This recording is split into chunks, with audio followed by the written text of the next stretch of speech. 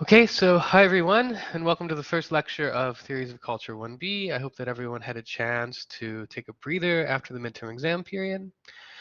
My name is Dr. Lee Flamand, and I'll be giving you today's lecture, which I've entitled Black and White in the USA. Let's get started. So around 11 p.m. of July 7th of 2004, a senatorial candidate from Illinois named Barack Obama stood on the stage of the Democratic National Convention and delivered a keynote speech which propelled him into political stardom. Obama's speech turned the unlikely story of his parents, one a foreign student from Kenya, the other a young woman from Kansas, into an allegory for American tolerance and unity. In what is perhaps the speech's most memorable line, he proclaimed, quote, "There's not a Black America and White America and Latino America and Asian America. There's the United States of America." End quote. 4 years later, while running for president, Obama, now a presidential contender, stood on stage in Philadelphia and told yet another story, which framed, quote, "America's improbable experiment in democracy," end quote, as one which was almost destined to culminate in his candidacy. Obama again highlighted his improbable mixed-race heritage as the fulfillment of American promise, turning the story of his own family into an allegory for national unity, opportunity, and American exceptionalism. Let's listen in his own words. I'm the son of a black man from Kenya and a white woman from Kansas. I was raised with the help of a white grandfather who survived a depression to serve in Patton's army during World War II, and a white grandmother who worked on a bomber assembly line at Fort Leavenworth while he was overseas. I've gone to some of the best schools in America, and I've lived in one of the world's poorest nations. I am married to a black American who carries within her the blood of slaves and slave owners, an inheritance we pass on to our two precious daughters. I have brothers, sisters, nieces, nephews, uncles, and cousins of every race and every hue scattered across 3 continents. And for as long as I live, I will never forget that in no other country on earth is my story even possible. It's a story that hasn't made me the most conventional of candidates, but it is a story that has seared into my genetic makeup the idea that this nation is more than the sum of its parts, that out of many, we are truly one. Obama finally became the first black president in U.S. history. Commentators latched on to this optimistic language to enthusiastically proclaim the, quote, post-racial moment in American politics, a moment at which the U.S. had supposedly overcome its dark history of racial oppression and division in order to become, in Obama's words, quote, "a single American family." It was not long after Obama took office that this narrative began to unwind. Cracks began to show as early as July 6th of 2009, when the arrest of a prominent Harvard professor of African American literature and history, Henry Louis Gates Jr., made national headlines. Gates had been returning to his house late at night when he found his front door jammed. A neighbor, witnessing Gates and his taxi driver struggling to open the front door, suspected a break-in and called 911.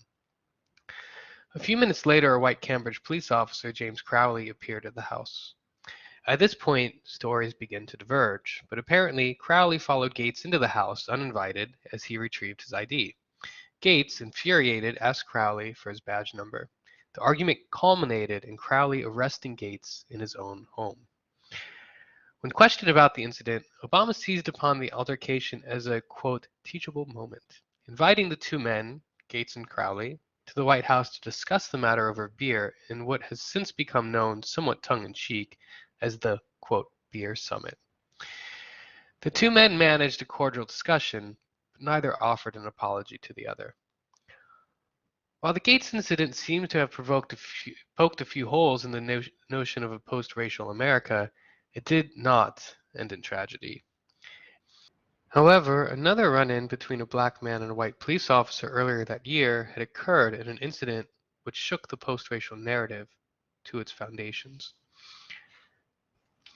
In the early hours of January 1st, 2009, police officers responding to reports of a fight stopped a BART train at the Fruitvale station in downtown Oakland and pulled a group of young black men onto the platform. One of those men, Oscar Grant, was pinned down by one officer when another, Johannes Messerly, pulled his gun, later claiming that he mistook it for his taser, and shot Grant in the back in full view of the whole train.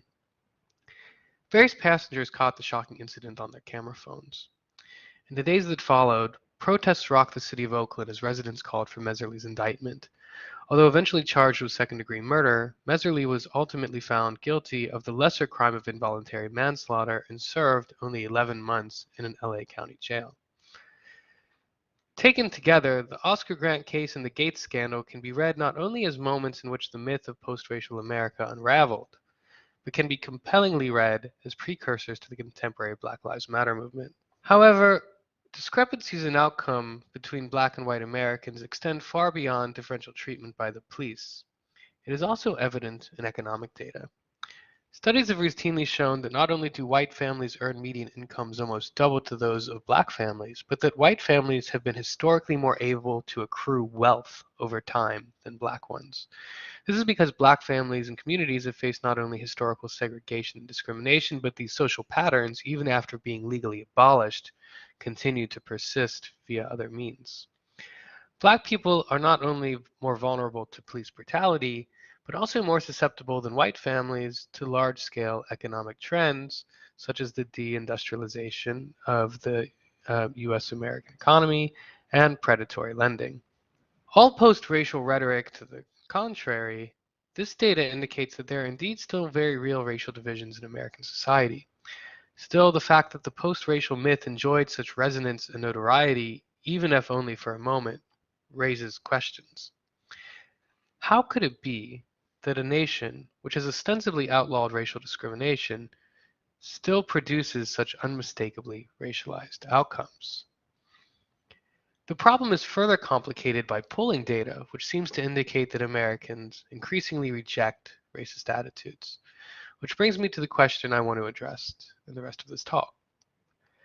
How does a country which claims to be A, colorblind in terms of law, where B, racist speech and action is considered increasingly distasteful, and in which C, people at least seem to increasingly affirm equality while decrying racism, still manages to reproduce differential outcomes based upon race? To answer this question, I will assert and defend the following claims. The first is that racism in contemporary America no longer relies primarily upon individually held attitudes, beliefs, or intentional actions. Instead, it persists through less immediately visible structures, which have become ingrained over time in institutions, policies, practices, perceptions, and even geography. These structural patterns are constantly reinforced through billions of day-to-day, seemingly harmless, mundane choices.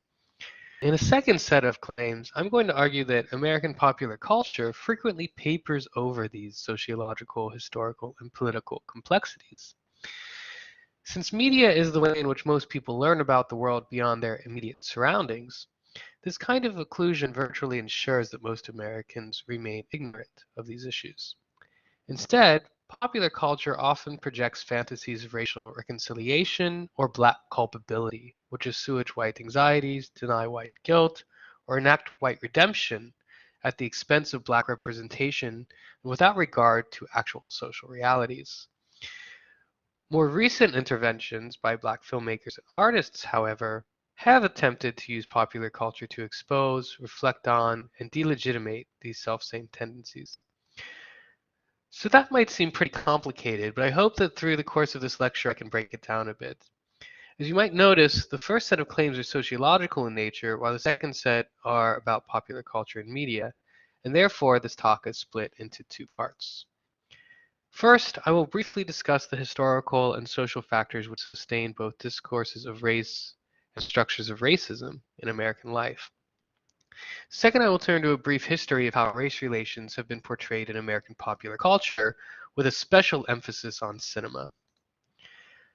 Let's begin by briefly discussing the concept of the color line.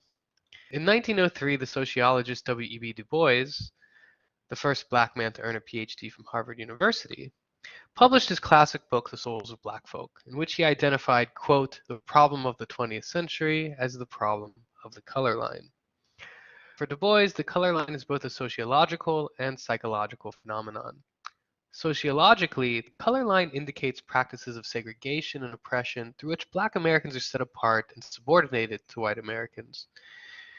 In the second passage you see here, Du Bois renders that color line as the quote, white walls of a prison in which Black boys are figured as inmates, outcasts, and strangers in their own country. For those familiar with the contemporary crisis of racialized mass incarceration, a phenomenon on which I will have a bit more to say later, this prison house trope seems all too prescient. As Du Bois continues, the color line not only separates Black Americans, but also renders them as, quote, a sort of seventh son, born with a veil, and gifted with second sight in this American world, a world which yields him no true self-consciousness, but only lets him see himself through the revelation of the other world. It is a peculiar sensation, this double consciousness, the sense of always looking at oneself through the eyes of others, measuring one's soul by the tape of a world that looks on in amused contempt and pity. One ever feels his two-ness, an American, a Negro, two souls, two thoughts, two unreconciled strivings, two warring ideals in one dark body whose dogged strength alone keeps it from being torn asunder. End quote. Here, racial segregation results in a kind of psychological split, a sense of both belonging and not belonging at the same time, which Du Bois calls double consciousness. Du Bois renders this split as both a blessing and a curse, a kind of second sight, which allows one to see clearly the bigotry of others, but also makes one ever aware of one's own inferiority in their eyes. For Du Bois, race is experienced most vividly in the sense of a split subject position, of always having to see oneself through the eyes of a world that looks down on and perhaps even fears you based upon the color of your skin. While racism in the prior passage was compared to the walls of a prison from which one cannot escape, in this passage, the lived experience of race results in a kind of hyper-awareness of how one is seen through the eyes of one's imprisoners. Which leads me to my next question. Then what is race anyway? In its April 2018 issue, National Geographic ran a special issue on race. The issue's cover photo shows fraternal twins Marcy and Millie Biggs, one of whom presents as white, the other as black. While the issue ostensibly sought to turn a light back on National Geographic's own problematic dealings with race over the course of its history, it also, as at least one reviewer pointed out, seems to present the twins as symbols of our supposedly post-racial future. Indeed, while the National Geographic race issue ostensibly presents the Biggs twins in order to deconstruct the entire notion of race, almost everyone around these two little girls constantly seemed to reinforce its primacy. This includes the girls' parents, who apparently like to remind both the girls and everyone they meet that the twins are, quote, a 1,000,000-to-1 biological anomaly, end quote, an assertion which has no basis in science, by the way. In fact, racial categories have no basis in science, biology, or genetics. Their appearance to our perception is what logicians call a category error, the habit of imposing arbitrary distinctions, often on the basis of learned perceptions, where none actually exist. This is not to deny that there is a genetic variation in the human species. It's rather to say that those genetic differences do not result in natural types called races. For this reason, it is more accurate to say that race is a purely human invention, and it is therefore historically contingent, meaning that the understandings, perceptions, and meanings which accrue to race are liable to change over time. Indeed, different cultures at different periods of history have either had no concept of race or understood it differently than we do today. For this reason, it is more accurate to say that race is a social construct. This claim, however, is often misinterpreted to mean that race simply isn't real and that we can ignore it. But that too is not quite adequate, because while race has no basis in science, it is nevertheless materially consequential in our societies. Your race can matter in ways which are very real indeed. Race might not be a biological reality, but it is a fact of our social world and therefore yields very real material consequences. People who are identified as black, for example, are statistically speaking more likely to live in economically precarious or polluted areas, to suffer particular health problems, and are more susceptible to certain kinds of violence, such as being gunned down by a police officer while unarmed. Race can also be said to be culturally aligned, meaning that it is often associated, sometimes incorrectly, with particular ethnicities. However, while people often voluntarily self-identify with an ethnicity, race is usually externally imposed. You don't really have a choice about what race you belong to because it is a category which others place you in based upon their perceptions of you. Indeed, many people have commented that these girls both appear black in certain aspects. The implication here is that the National Geographic is, quote, passing the fairer girl off as white when she is actually black, an indication that many readers didn't really get the point of the entire exercise. At the same time, these readers seemed cognizant of a social practice widely known as passing, in which light-skinned people born of dark-skinned parents allow other people to believe that they are of the white race. The discourse and practice of passing is a good example of how complex the phenomenon of race really is. The learned perceptions and social realities which produce racial differences in our societies are so ingrained that even definitions like the one I've offered here are difficult to get your head around because so many social complexities are at play. But if race is not simply about appearance, then what is it about? Two of the most well-known scholars of race, Michael Omi and Howard Winlant, refer not to racial categories but rather to processes of racial formation in which appearances serve as proxies for much deeper socio-historical conflicts. They write, quote, race is an unstable and discentered complex of social meanings constantly being transformed by social struggle, a concept which signifies and symbolizes social conflicts and interests by referring to different types of human bodies, end quote. You might remember that during the immigration lecture last block, if you took America's 1A, I spoke about how Irish and Eastern European immigrants were often perceived as being of an inferior race as compared to native-born white Anglo-Americans. Nowadays, the ancestors of those people are simply considered white. What then is racism? Here, I propose a set of useful definitions from the field of Black studies. In her book Golden Gulag, Ruth Gilmore defines racism as, quote, the state-sanctioned and or legal, extra-legal production and exploitation of group-differentiated vulnerability to premature death. Somewhat similarly, Ibram X. Kendi, author of the popular How to Be an Anti-Racist, defines racism as, quote, a marriage of racist policies and racist ideas that produces and normalizes racial inequalities. I want to draw your attention here to the words produces and production. The point here is that since race has no basis in biology, it must exist as a product of history, culture, and human activity. In other words, race does not proceed or exist prior to racism, rather race is a product of racism. Let's stop and think a minute about what that means. Here you see a comparison of the relative rates at which police shoot and kill those perceived of as white versus black. While there are in absolute terms more white people shot and killed for the simple reason that there are many more times white people than black people in the USA overall, what you find is that when we set those numbers relative to the overall population or their proportion in the population, black people are in many cases substantially more likely to be shot and killed by police than white people. Think back to Ruth Gilmore's definition. One way to define racism is, as she says, quote, group differentiated vulnerability to death, end quote. Here we see in particular, black people are much more at risk, that is, vulnerable to being shot and killed before and dying before their time than white people. This is not to downplay the issue when anyone is shot and is killed by the police for any reason. It's merely to point to an obvious pattern and a higher risk among one group compared to another, which shows us that something fishy is up here. Another place we can see this group differentiated vulnerability at work is in terms of public health outcomes, and particularly with regards to their likelihood of dying from COVID during the pandemic.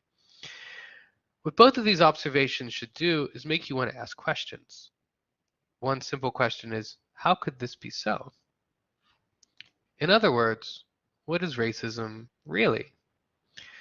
I would suggest that to understand these differences, we need to understand racism not simply as a set of attitudes through which, although such attitudes have and certainly continue to exist, and are certainly part and parcel of how racial disparities are produced, but we should understand them more comprehensively as a complex phenomenon existing in and arising out of a set of historical and political patterns, trends, and phenomenon. Rather than racism being about discrete individuals who hold clearly racist beliefs or exhibit hateful attitudes, I want to suggest that racism is better thought of as the systematic subordination, marginalization, or oppression of one group by another. That this process is systematic implies that racism persists not merely as a set of perceptions or beliefs, but rather that those things themselves become embedded in sets of institutions and structural conditions which themselves arise out of history. Because these institutions and systems formed over the course of long periods of time, they may be perpetuated not only through cognizant active acts of aggression, although these too certainly occur, but even more fundamentally through billions of mundane, day-to-day interactions which we often simply don't think twice about as we go about our lives.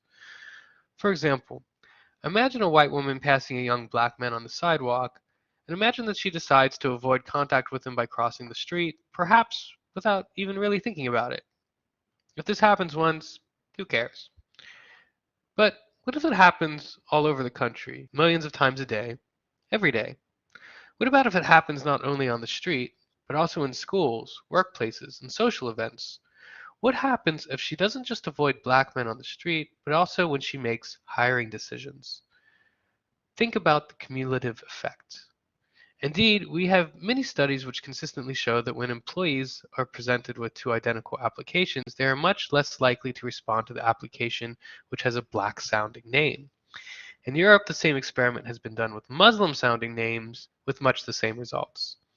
We can see how these practices of avoidance can very quickly add up to cause large scale inequalities. Thus, we can distinguish between acts of racism which are blatantly intentional and active, such as lynching or racial slurs, and those which are preconscious and passive, such as merely acting to avoid a set of people one thinks might be dangerous, even if there is no reason to believe that they are. In the later cases, one might not feel oneself to be racist, and indeed one may harbor no ill will towards anyone. Instead, what is racist is not the person, but the habits they practice, and the structure those habits create in the aggregate. To demonstrate, let's look at some examples which I hope will make these ideas a bit more concrete. A good example of how this kind of marginalization works can be found in the story of Kansas City, Missouri, which is today still one of the most segregated cities in America.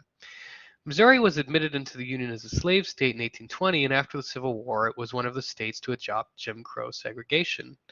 During this time, many mortgage lenders and real estate agents refused to show black house seekers residences in majority white areas, and vice versa. This practice was based on the perception that if black residents moved into a white neighborhood, home values would fall. And indeed, this sometimes occurred, mostly because white residents would often pick up and move when black ones moved in, causing demand to crash and property values to plummet. This phenomenon, known as white flight, was in turn used to justify discriminatory mortgage lending practices called redlining. Redlining was the practice largely sanctioned by government policy prior to the passage of the Fair Housing Act of 1965. It was the practice of drawing lines around neighborhoods within which whites could take advantage of federally subsidized mortgages to purchase homes and wherein blacks were excluded from taking advantage of the same deal. Restricted purchasing covenants, called racial covenants, also were at play. These restrictive racial covenants stipulated that white homeowners could not sell their properties to those of other races, such as blacks. Even after these policies became illegal in 1968, more covert practices took hold, such as when real estate agents simply failed to mention properties available in white areas to black home seekers or tell them that the property is unavailable. Perhaps even more pernicious are the habits which accrue to this kind of de facto, as opposed to legally prescribed or de jure, segregation. Indeed, if you ever go to the west side of Kansas City, you may hear people advise you, don't go east of Troost Avenue. This is based on the perception that the black area of the city is dangerous. And indeed, since white people never go east of Troost Avenue, they never bring business opportunities or dollars there, a process which habitually denies black families in Troost opportunities to accrue wealth and keeps many of them locked in poverty. Consider also perceptions which, in our media-saturated contemporary world, are often the result of the commonplace images we are presented with when we watch TV, read newspapers, or go to the cinema. In particular, I want to talk about what the cultural studies theorist Paul Gilroy has called the myth of black criminality. As many scholars have noted, black people have since the time of slavery been associated with danger and violence. This is largely because slaveholding societies feared slave insurrections in which slaves turned on plantation owners and asserted their liberty through violent overthrow of the social order. Indeed, many slaveholders justified slavery by asserting that black people were inherently bestial, animalistic, and liable to commit violence if not kept under strict control. In our current time, this perception has transformed into a notion of culturally transmitted black criminality. One of my go-to examples of this are the slew of so-called hood films, which appeared over the course of the 1980s and 1990s. While they were ostensibly meant as jeremiads, pleading for decency with an increasingly crime-prone abandoned urban cores, the images these films offered resonated with the now discredited criminological theory of the super predator, popularized within the media at the time and used to justify passage of the deeply punitive Violent Crime Control and Law Enforcement Act of 1994, a bill which passed with overwhelming partisan support and helped to aggravate the growing problem of mass incarceration, which I will talk about momentarily. The clever trick of the super predator myth is to root itself in arrest and conviction data of young black men who are indeed overrepresented in both criminal offense and criminal victimization statistics. However, this image exists in a vacuum and leaves out an array of contextual variables which better explain such data, including the effects of intergenerational poverty, housing segregation, social marginalization, and racial profiling in the criminal justice system itself. Indeed, in almost all societies at almost all times, the socially marginalized and impoverished minorities have exhibited statistically higher rates of crime and victimization, in large part because they have been actively targeted and over-policed by majoritarian authorities. Insofar as African Americans, who as a group are among the most historically stigmatized in American history, were frequently forced into poverty by white policies, practices, and institutions, many sociologists have pointed out that racial skews in crime victimization rates cannot be said to be the product of skin color or culture, but are rather to a large degree the consequence of economic deprivation and racial oppression. Desperation, not race, breeds crime. So too does persistent over-policing of neighborhoods and communities, which are oftentimes already under significant levels of social, economic, and thus psychological stress. In other words, desperation, not race, breeds crime. Another example of how institutions and practices reify racial difference is racial profiling. The NYPD's now thankfully defunct, but nevertheless infamous practice of stop and frisk is a good example here. Stop and frisk is the practice of randomly detaining, questioning, and searching civilians for weapons and contraband. However, data shows that when in place, officers routinely targeted predominantly black and brown neighborhoods and chose to stop and frisk people of color much more frequently than people they perceived of as white. Of course, this naturally leads to more interactions with police based upon race and contributes to the perception that black and brown neighborhoods are more dangerous than white ones. In fact, it virtually ensures that arrest rates are higher for black and brown residents than white ones, simply because they are more actively policed. So, racial profiling and neighborhood targeting practices like these have contributed to the overrepresentation and heightened susceptibility of black and brown Americans to mass incarceration. What happens then is that the myth of black criminality becomes a self-fulfilling prophecy, ensuring that because it is believed that black and brown people are more often criminal, they more frequently get treated and ultimately branded as such. It is for this reason that legal scholar Michelle Alexander famously referred to mass incarceration as, quote, the new Jim Crow. And if you want to read this passage I put up here, I'll let you pause the video and do that. Indeed, many scholars have argued that mass incarceration is only the most recent manifestation of an institutional lineage which dates back to slavery and includes not only Jim Crow, but also practices such as convict leasing, in which newly freed blacks were swept up in minor violations of the law, such as loitering, that means just hanging out, right? Or vagrancy, which is to say refusing to work for low wages, and were thrown into prison and then rented out by local officials to essentially work as slaves in dangerous mining jobs, public works, factories, or on plantations. Finally, I want to end this section by discussing the contentious and often misunderstood concept of white privilege. Far from being about individual actions in the present, white privilege rests upon socio-historical processes of racial exclusion, the effects of which we still see in the present. In other words, one need not harbor explicitly racist attitudes or intentions to enjoy white privilege.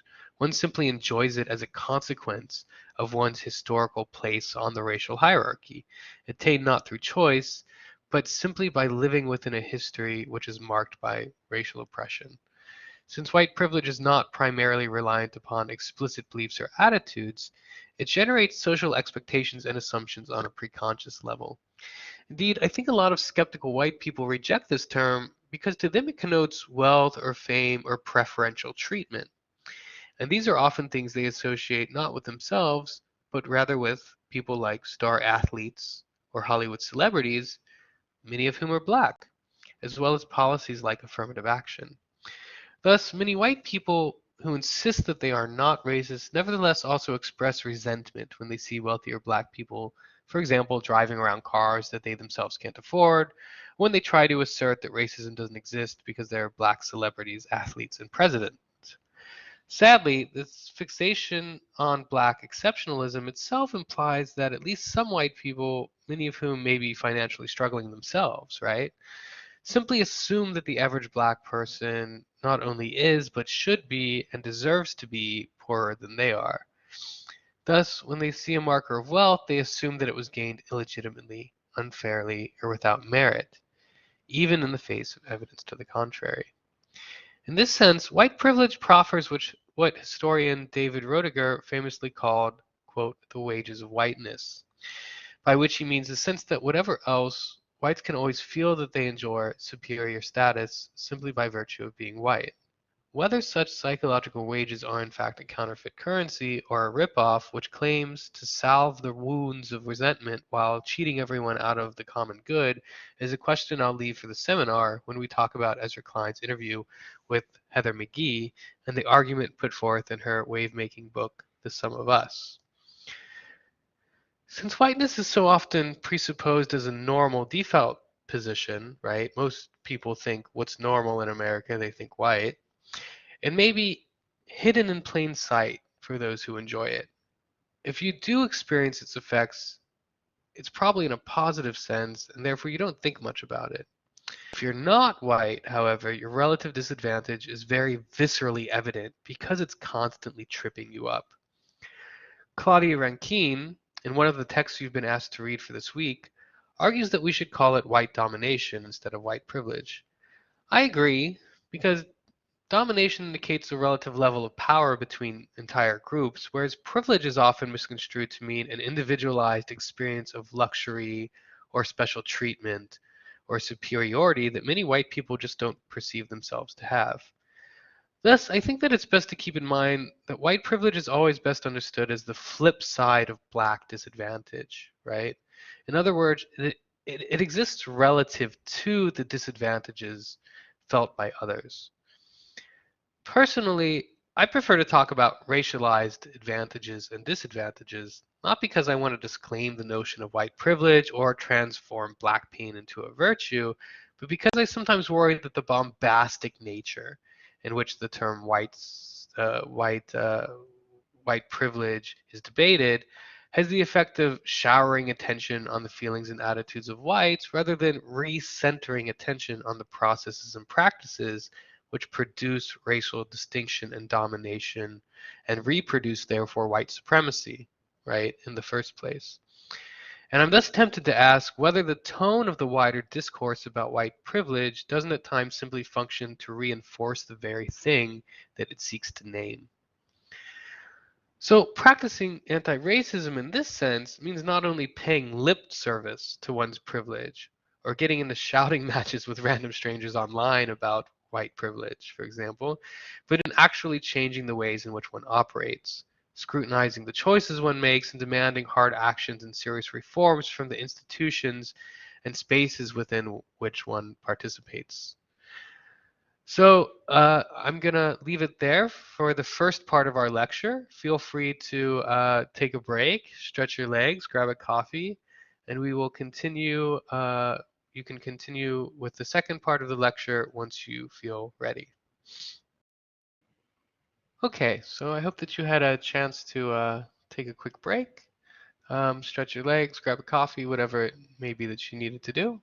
And in the second part of the lecture today, I want to think a bit about racial conflict as it's portrayed in American popular culture, with a special emphasis on cinematic history, because I think the ways in which race is portrayed therein has been a strong influence on confusions about the issue of race and racism amongst people in the USA.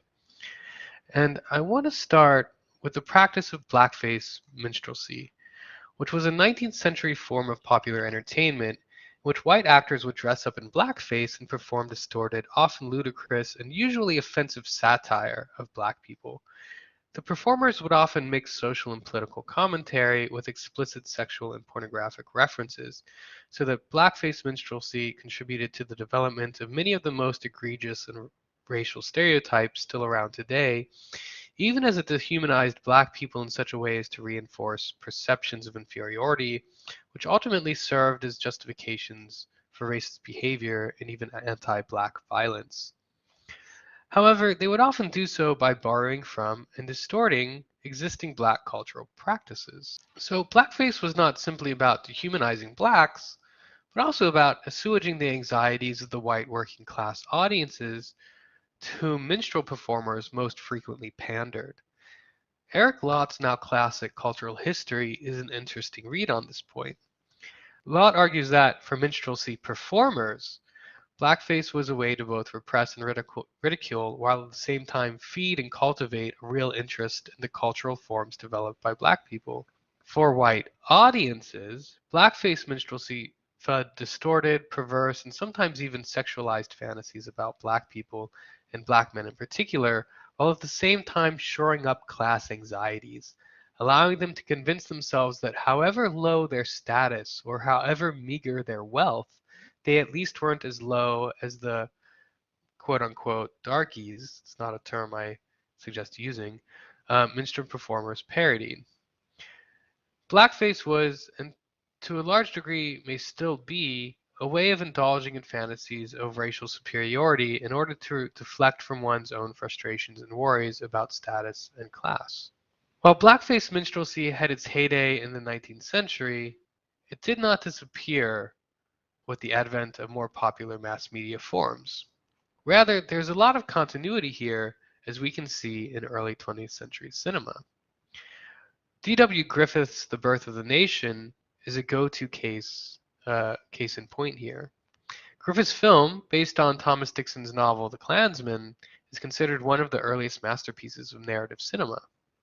Epic in scope, and utilizing a variety of groundbreaking cinematic techniques, Griffith's film reimagined post-Civil War Reconstruction, a period rife with white supremacist terror against newly freed black Southerners, in line with the popular myth of the so-called Lost Cause or Southern Redemption narratives, which Southern whites kind of used in order to justify um, uh, their kind of what we might call the re-enslavement by other means of black people after um, the North more or less abandoned its attempts at Reconstruction and kind of left black Southerners at the hands of um, largely resentful and sometimes vengeful white Southerners.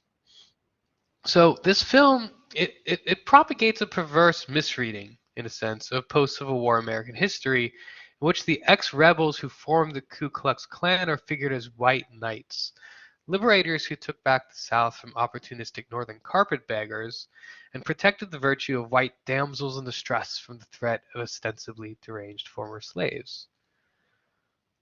Let's watch a scene here. Okay, so here the scene opens with Flora. She's the precocious daughter of a wealthy white southern plantation family who's kind of at the center of the story.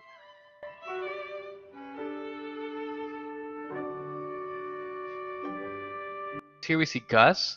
Notice the way he's crouching in a very shady, almost animalistic way. He was positioned in front of the camera, but on the outside of the fence. He's kind of this menace to the peaceful domesticity of the good southern home, right? Notice also that he's played by a white actor in blackface.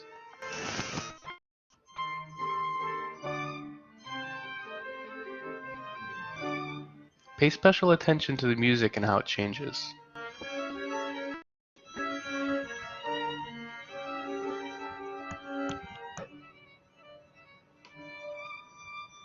Yeah, see the change? I think there's a way in which this music is meant to direct us, the way in which we're meant to feel about the characters.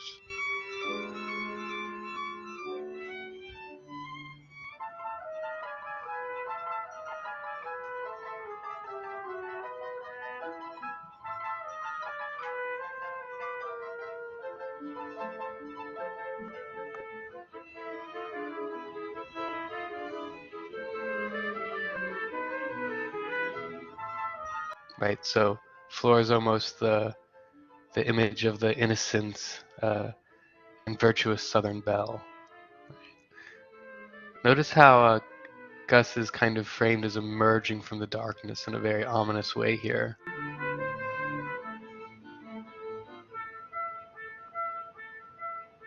I mean, you can really see why Griffith was held in such regard as a filmmaker at the time. These are very clever uses of frames and shots and music, which convey not only action but character.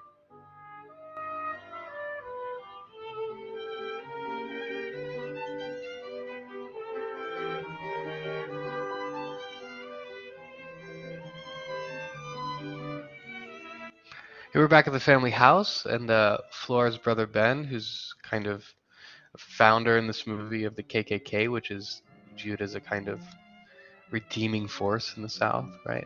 He learns that she's out, and you can see that he's worried because he knows that there's danger lurking about.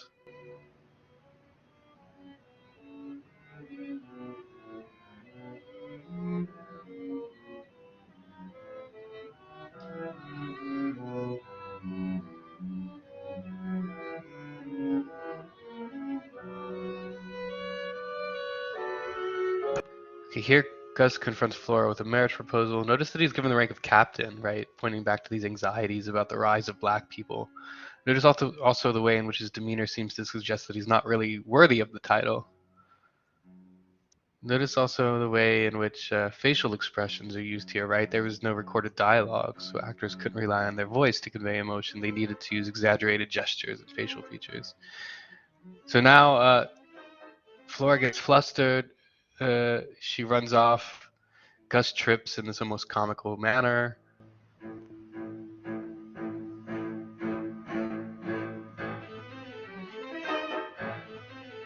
Okay, so I want you to think about the way that this chase scene is edited, right? It has a lot of different cuts back and forth between the different characters.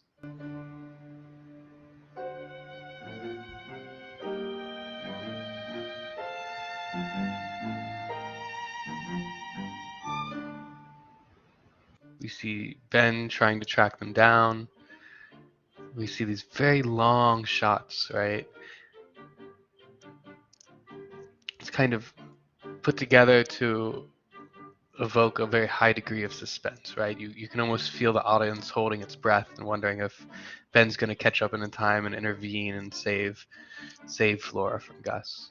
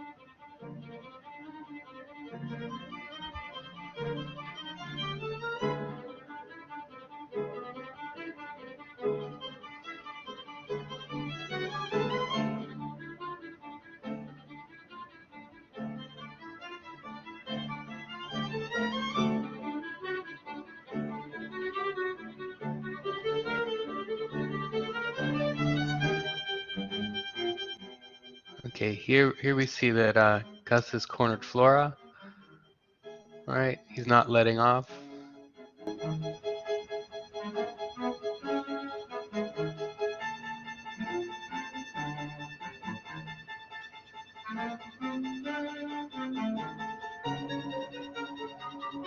think we're meant to wonder here, right? What's going to happen? Is she going to fall? Is she going to jump?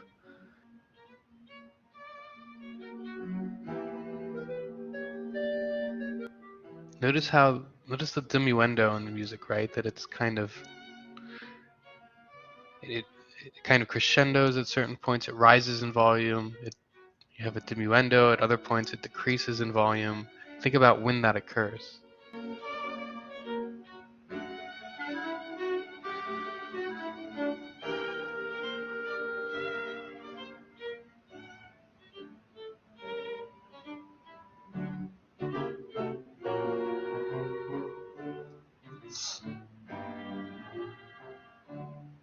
See this kind of key change, minor key. Very quiet now. Ominous music.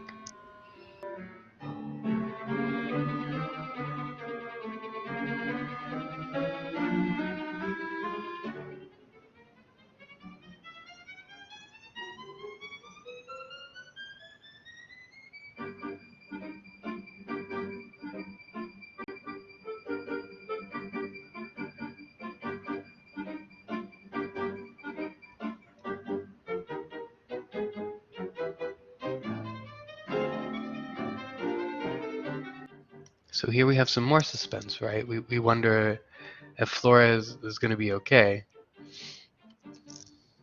Notice this dark kind of entry into the scene, the way it lightens on Flora.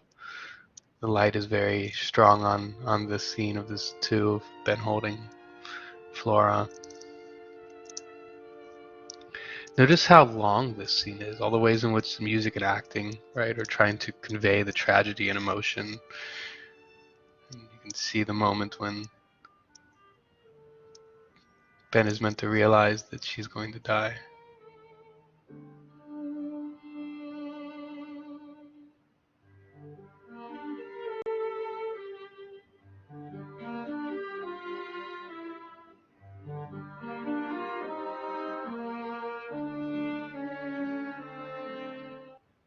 Right, she's kind of dying here to preserve the kind of integrity of white virginity, right, of white honor.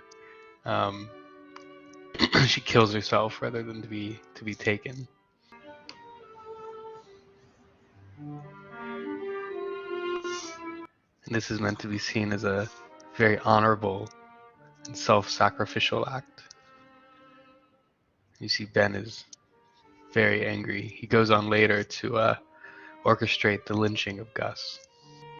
So you guys may have been reading the quote on the right-hand side of the screen during that while the video played.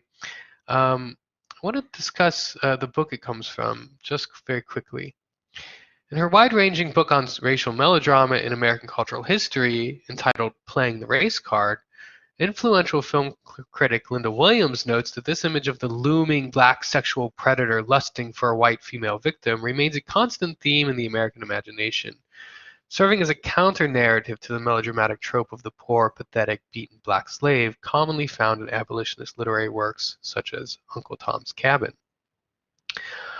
Williams argues that scenes like this not only facilitate myths of black male hypersexuality, but also betray a double standard in which, while both white and black women are imagined to be the sexual property of white men, white women are presented as so off limits to black men that one is willing to kill herself rather than to be touched by a black man. Here, deeply patriarchal codes of gender intersect with paranoid codes of racism to generate perverse outcomes which the film actually celebrates as right and proper. In other words, in Griffith's warped fantasy, the young woman's act of suicide is meant to be read as both tragic and laudable, almost heroic, since she preserves white feminine virtue against the illegitimate advances of a lewd black man. Things begin to change, of course, with the advent of the Civil Rights era, as cinema begins to respond to mounting demands for Black recognition and portrayals of Black respectability on screen. However, it increasingly did so not by facing racial injustice head-on, but rather by projecting fantasies of racial reconciliation.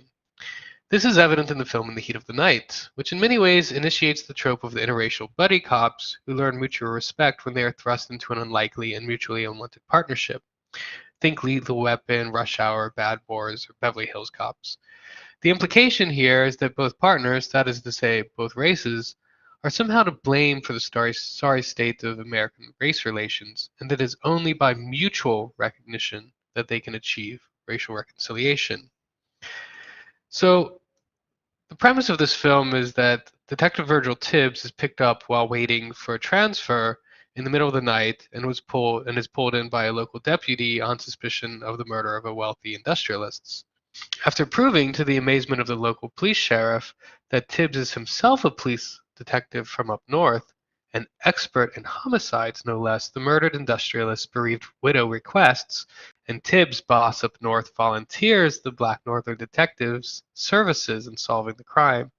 However, Tibbs flees back to the train station after having a racially inflected argument with the sheriff, Gillespie, and that's when the following scene takes place.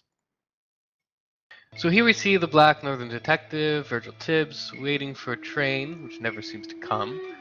At the station he was picked up at, initially picked up at, after a racially charged argument with the sheriff. Let's listen.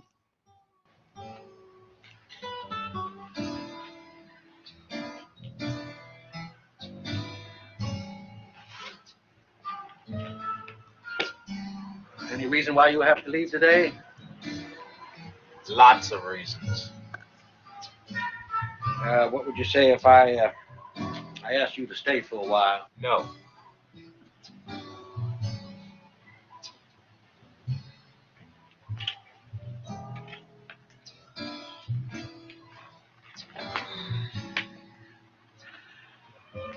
This town needs a factory, Virgil. COVID come down from Chicago to build it. I hear they're going to hire 1,000 men. Half of them be colored. You know what that means? Probably got him killed. That's what Mrs. Kober thinks. She wants us to catch her killer. No killer, no factory.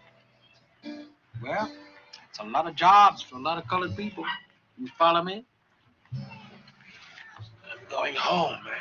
They're your people. Not mine. Yours. You made this scene. What do you want me to do? You want me to beg you? Is that what you're after? Look, I've had your town up to here. Boy, it would give me a world of satisfaction to horsewhip you, Virgil.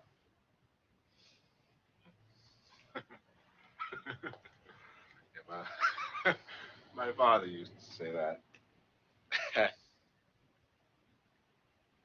Even did once or twice. It will not enough to suit me. Now, you listen to me. Just once in my life, I'm going to hold my temper. I'm telling you that you're going to stay here. You're going to stay here if I have to go inside and call your chief of police and have him remind you of what he told you to do. But I don't think I have to do that, you see? No, because you're so damn smart. You're smarter than any white man. You're just going to stay here and show us all. You got such a big head that you could never live with yourself unless you could put us all to shame. You want to know something, Virgil?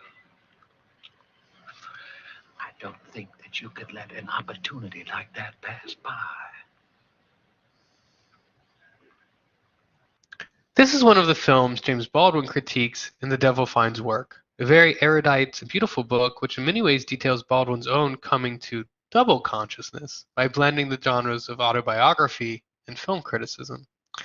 Baldwin points out that the security of Sidney Poitier's character, the big city black detective Virgil Tibbs, is under constant threat from the get-go, since the local police suspect him of committing the murder that I mentioned earlier. As Baldwin writes, quote, "The life of Virgil Tibbs is endangered precisely to the extent that we are concerned about the salvation of the sheriff's soul." End quote. The implied message is that blacks, not whites, are responsible for overcoming racism by showing how good they are at things, in this case, being a detective. Notice the double standard. Tibbs is endangered by the racism surrounding him, a danger which the sheriff in many ways embodies, and he's at the same time somehow responsible for reforming that racism. What kind of a position is that to be in? As Baldwin notes, while we are meant to see the poor white characters in the film as pathetic and thus deserving of our sympathy, this only works insofar as the audience, quote, has the luxury of the assurance that one will never be at their mercy. Which is to say, it works insofar as the audience is assumed to be white and therefore unlikely to find themselves ever under this kind of threat. Indeed, many films seem to imagine that racial reconciliation is the job primarily of black men, who often serve not as fully fleshed out characters, but as tools used for the narrative purpose of triggering a conversion experience for racist white men.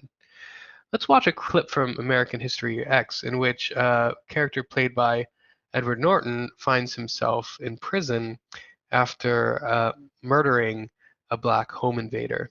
Edward Norton's character in this, Derek, is, by the way, an avowed white supremacist skinhead. Let's watch.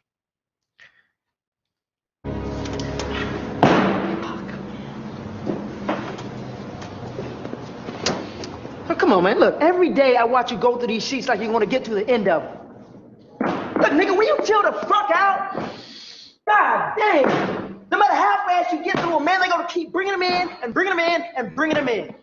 And throwing them around like that ain't going to do a damn thing but give you a fucking heart attack. And you know what? That's cool with me. But you know you're going to give me a goddamn heart attack, too.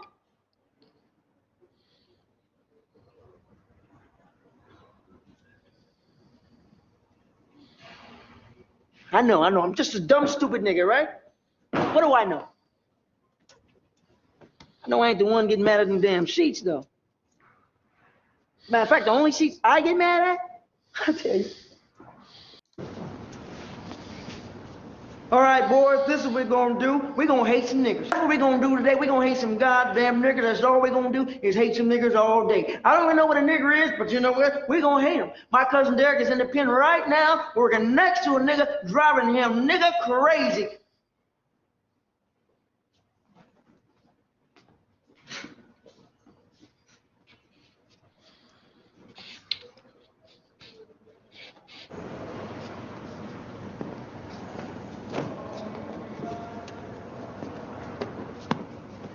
See? That's the ticket. Nice and easy. Now we can ignore each other in peace. All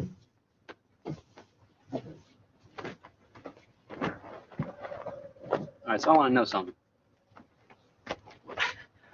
What the fuck landed you in here? You didn't kill anybody. You're too skinny for a gangbanger. Oh, ain't that a bitch, all right? Don't judge a book by its cover, man. I can throw these things, all right? You know what I'm saying? Whatever. right? Come on. What'd you do?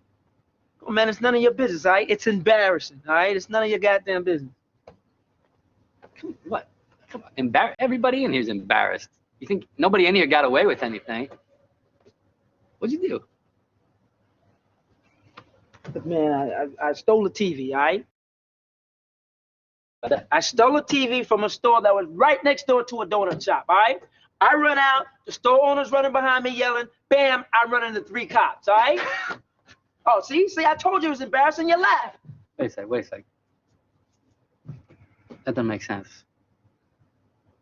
No, you didn't get 6 years for stealing a TV, man. Come on. I go in the store, I come out, the police officer grabs my arm, the TV falls on his foot and breaks it. They said I threw the TV at the officer. Assault. 6 years. Come on, tell the truth. You chucked it at him or something. Like I said, he came out of the store, he grabbed my arm, it fell on his foot.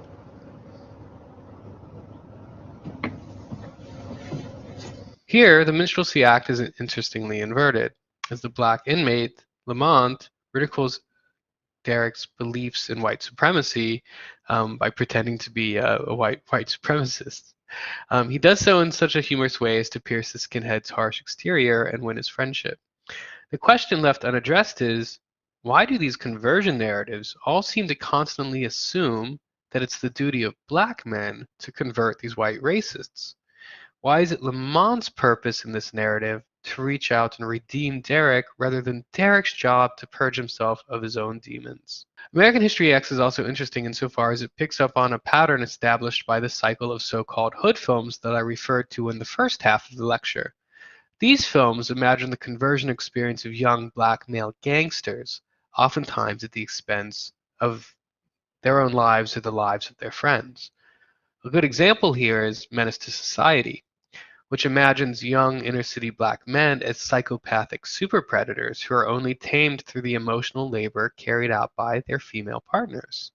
In other words, it is suddenly black women's job to ensure that black men live up to the responsibility placed on them to convert white audiences, or to educate white audiences, or to educate other black men about things such as black on black violence, as it's sometimes called.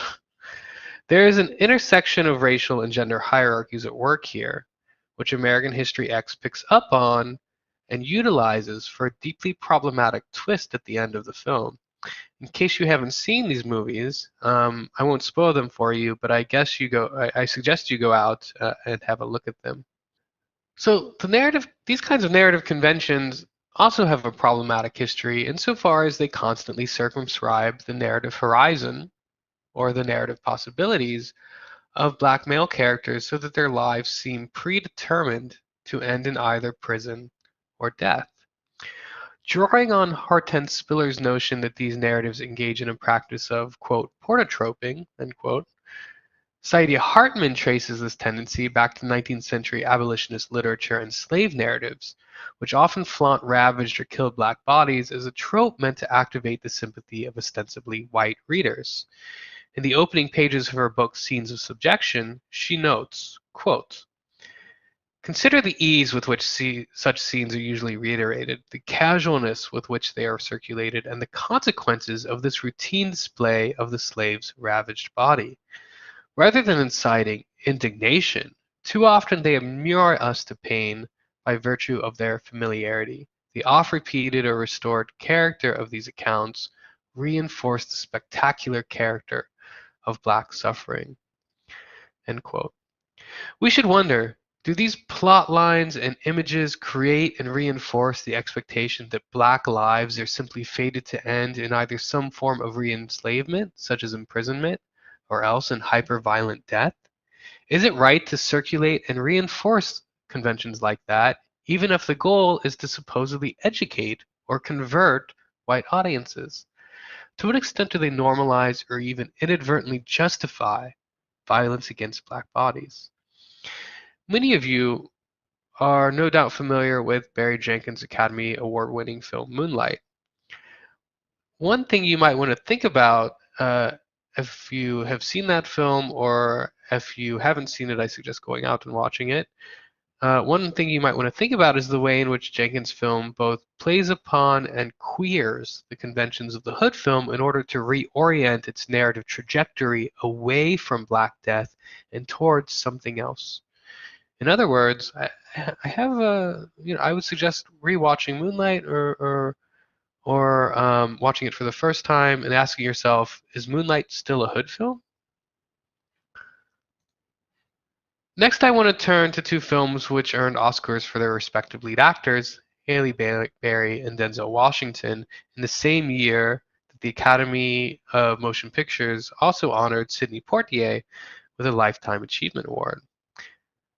This event, often referred to as the Black Oscars, was problematic insofar as the films for which Berry and Washington won these awards relied heavily on deeply problematic racial politics. Let's watch the moment from Training Day, which ostensibly clinched the Oscar for Denzel Washington. Well, Jake, I need the money. Give me the money, Jake.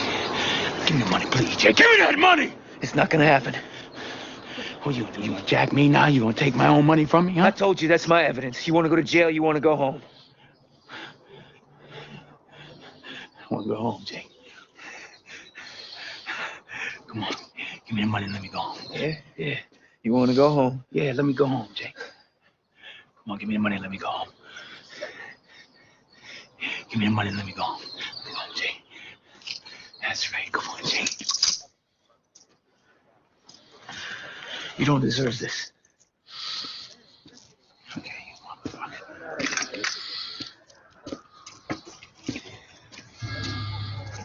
Jake, go ahead and bounce on me. Get up out of here. We got your back.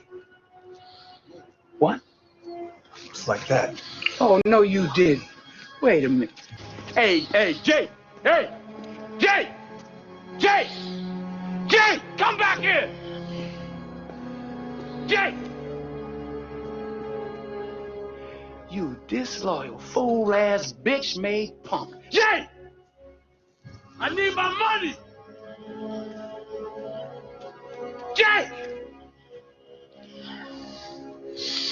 Oh, you motherfuckers. Okay. All right. I'm putting cases on all you bitches. Huh? You think you can do this shit? Jake! You think you can do this to me? You motherfuckers will be playing basketball in Pelican Bay when I get finished with you. Shoot program, nigga. 23-hour lockdown. I'm the man up in this piece. You'll never see the light of who the fuck you think you fucking with. I'm the police. I run shit here. You just live here. Yeah, that's right. You better walk away. Go on, walk away, because I'm going to burn this motherfucker down. King Kong ain't got shit on me.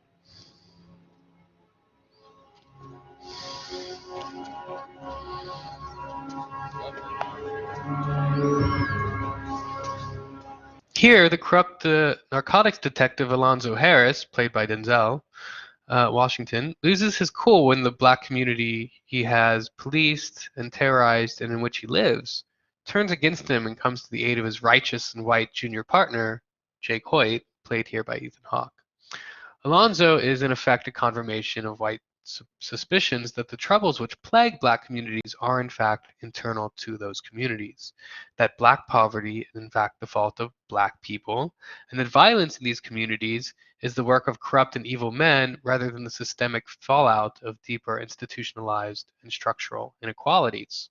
Commenting upon the cultural logic of this film in the context of the Black Oscars, Jared Sexton has noted that not only Washington, but also the film's director Antoine Fuqua are black talent who nevertheless reproduce narrative and character conventions which affirm the logics of white supremacy.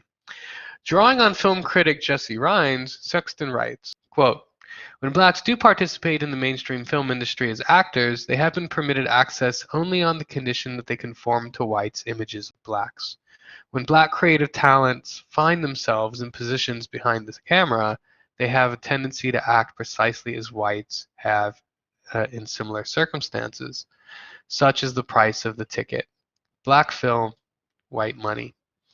Sexton goes on to note that not only do Hollywood capitalistic structures help to promote stock characters and conventions which appeal to affluent white moviegoers, but that moreover the film's logics in many ways conform to the racist assumptions which help produce and justify our contemporary moment of endemic police aggression and racialized mass incarceration I discussed in the first half of this talk.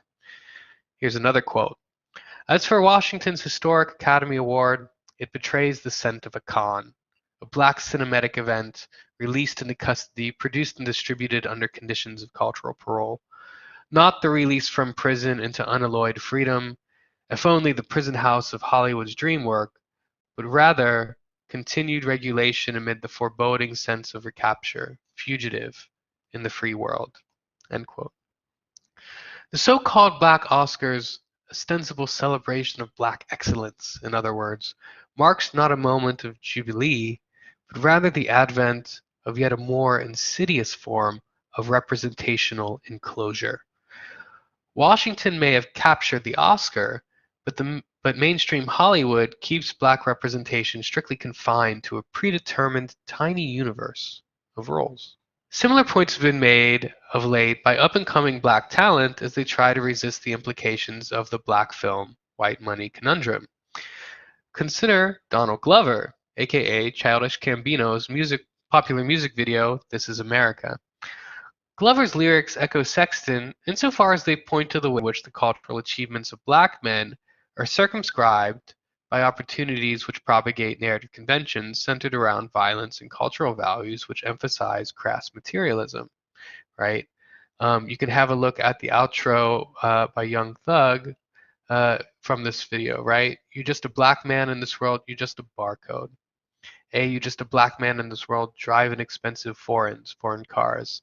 A, you just a big dog, yeah, I kenneled him in the backyard. No, probably ain't no life to a dog for a bit dog, right? Kenneling a dog, right? Basically locking it up. While a small group of black celebrities are rewarded with wealth and stardom, their success seems to hinge upon roles which only reiterate white supremacist logics. I think that's kind of what is being stated, kind of in the lyrics of this video, right? Glover's video oozes polysemy, right? By which I mean that it has many layers of complex meaning built into it. One thing it does express, however, is a certain sarcastic frustration with the small, suffocating universe of frequently demeaning stereotypes which popular culture offers up as models of black masculinity. In effect, the argument which I think both Sexton and Glover are making is that the heightened vulnerability of black lives to violence and imprisonment has as its correlate, has as its flip side, the representational violence propagated by the culture industry. Finally, and in closing, I want to briefly watch a clip from Justin Simeon's 2014 film, Dear White People. Bullshit. You have something to add? Me? Yeah, I do. Look, your biggest athletes, right? Movie stars. Hell, guys, my president is black. Okay, sometimes I think the hardest thing to be in the American workforce right now is an educated white guy. You're not serious. Hey, look, you guys still got affirmative action. That's all I'm saying. I'm sorry, what exactly are you doing here? All right, check this out. You ready? Obama, right? Leader of the free world. He gets into Harvard based on you. Too late. Affirmative action. You know who's not president right now? No. The guy who didn't get in. Well, on behalf of all the colored folks in the room, let me apologize to all the better qualified white students whose place we're taking up. No, it's fine. We're okay. I'm sorry, did you get lost? Bichet's that way. Oh, I know where it is. I'm actually supposed to eat there. Yeah, it's just this is the only dining hall that you can actually get yourself some chicken and waffles. Look, you're dear white people, right? It's funny. It's funny stuff. It really is. How have we not staffed you yet? Oh, me? Oh, what? On Pastiche, your uninspired humor magazine? It's actually much more than just a magazine, sweetheart. SNL staff is basically half lampoon, half pastiche. Same goes for the network comedies. And what gives you clubhouse kids the right to come to our dining hall? You don't live here, Sam, what are you doing? so you can't eat here. Chill, Sam. Damn, all right? Let the man eat. Got I this. got this. Look, who are you to throw me out? Well, I think I'm head of this house. And I'm doing things my way. Oh, your way. Ugh. Excuse me.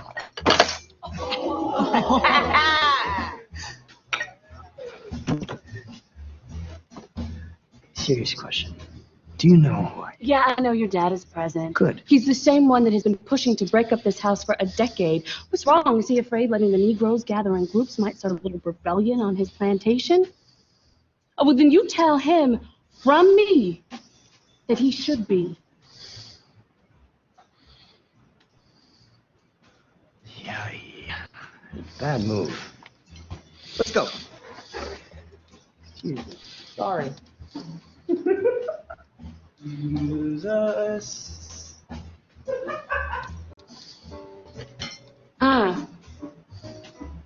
You two? Me? Yeah, I'm sorry. Do you live here?